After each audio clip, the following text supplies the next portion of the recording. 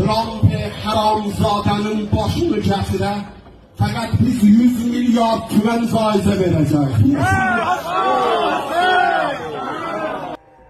Seorang ulama senior asal Iran, Mansour Emami, memicu kontroversi global antara menawarkan hadiah uang tunai sebesar 1,14 juta dolar Amerika Serikat atau setara dengan 184,9 miliar rupiah kepada siapapun yang berhasil membawa kepala Donald Trump.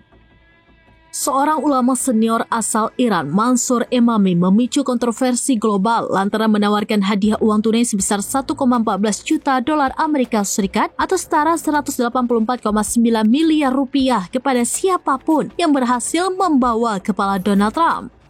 Trump haramzadanın başını kesire fakat biz 100 milyar tümen faize vereceğiz. Pernyataan itu dilaporkan oleh media oposisi Iranian International yang berbasis di Inggris dan kantor berita milik pemerintah Iran, Hauzah, pada Jumat 11 Juli 2025. Emami sendiri merupakan pejabat negara di Provinsi Azerbaijan Barat, menjadi tokoh terbaru yang secara terbuka menyerukan pembunuhan terhadap Presiden Amerika Serikat tersebut. Hadiah yang ditawarkan Emami dipahami sebagai bentuk pembalasan simbolik dan emosional atas tindakan Presiden Trump yang disebutnya bertanggung jawab atas kematian ribuan warga Iran. Meskipun kemungkinan besar tidak mewakili posisi resmi pemerintah, pernyataan seperti ini memperburuk citra Iran di mata internasional dan dapat menghambat upaya diplomasi yang tengah dijejaki kedua belah pihak. Mengingat dalam beberapa pekan terakhir, ketegangan antara Iran dan Amerika Serikat memuncak usai konflik militer antara Israel dan Iran yang berlangsung selama 12 hari.